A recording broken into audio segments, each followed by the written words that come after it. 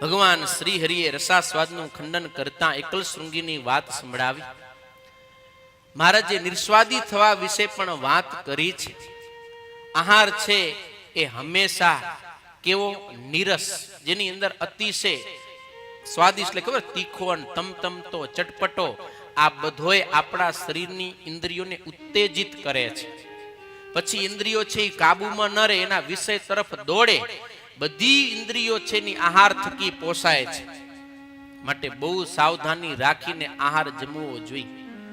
જેવો આહાર હોય ને એવું આપણું અંતઃકરણ થાય. એક સંતોના આશ્રમમાં સંત પધાર્યા. સંતો બધા એમ જમતા હતા. ઠાકોરજીને માટે સરસ મજાના થાળ તૈયાર થયા હતા. મિષ્ટાન, ફરસાણ, રોટલી, દાળ ભાત, શાક બધું હતું. પણ સંત આવ્યા, એનું પત્તર રખાયું. સંતો પીરસવા ગયા તો એ સંતે કીધું કે આ નહીં, મને ખાલી રોટલો આપો. શું કીધું? રોટલો આપો. એટલે રોટલો જમ્યા. પણ સંતોએ પૂછ્યું કે તમે આ બીજું કાંઈ ન લીધું, માત્ર રોટલો જ જમ્યા, એનું કારણ શું?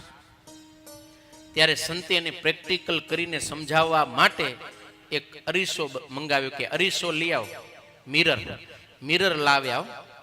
પછી જે કઈ થાળમાં પકવાન બન્યા હતા ને, લાડવા, મિષ્ટાન, એ લઈ અને અરીસા ઉપર આમ ભૂસ્યો. આમ હવે તમે જરીક કલ્પના કરતા જાજો, ઇમેજિન કે શું થાય હેર્યું એમ. લાડવો ઘસ્યો, પછી ગોટા લીધા, ઈ ઘસ્યા, આમ બધું ઘસ્યું. એટલે આરીસો કેવો થઈ ગયો? ધૂંધલો થઈ ગયો ને. પેલા સ્પષ્ટ ચહેરો દેખાતો હતો, પણ હવે ચહેરો દેખાતો બંધ થઈ ગયો. પછી રોટલો લઈ એને થોડોક ભૂકો કરીને ઈ આમ ઘસ્યો તો શું થઈ ગયો?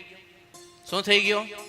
સાફ થઈ ગયો. ને પાછો પેલા હતો ને એવો જ થઈ ગયો. ને આખે આખો દ્રશ્ય દેખાવા માંડ્યો. સંતે કીધો જો આ ખાવ તો આ થાય ને આ ખા તો આ થાય, બાકી સમજી લેજો. તમે સમજી ગયા? ભગવાનના થાળમાં છે એ નિર્ગુણ થઈ જાય એવો ભાવ છે, પણ ધ્યાન રાખવાનું ભાઈ, અંતઃકરણ આપણું છે. આ જો ભગવાનનો સાક્ષાત્કાર આપણે હૃદયની અંદર કરવો હોય તો જેટલો આહાર ચોખ્ખો, શુદ્ધ, સાત્વિક હશે એટલી ભગવાનની પ્રાપ્તિ જલ્દી થશે. બાકી જો આજે ખાવાની કોઈ જગ્યાએ ઓછપ નથી. એમાં ભાઈ આ તો સ્વામિનારાયણનો સત્સંગ છે. હા, અહીંયા જેવું ખાવાનું દુનિયામાં ક્યાંય ન હોય.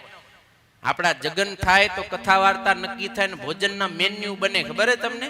હા, આટલી વાનગી, આટલી વાનગી. આયોજકોને ધન્યવાદ છે કે કરે, પણ પેટ આપણું હોય ને સાધક આપણે છીએ, એ વિચાર મારે ને તમારે રાખવાનો. જે બન્યું એ બધું માત્ર ને માત્ર મારા માટે જ છે ને મારે ખાવું જ પડશે તો જ જગન શોભશે, એવું નથી હો. હા, અને આ સભામાં એવા પણ હરિભક્તો છે કે ગમે એટલી વાનગી પીરસાતી હોય ને તો છાસ ને ખીચડી ખાઈને પંગતમાંથી સંતોષ માનીને ઊભા થઈ જાય. કેમ?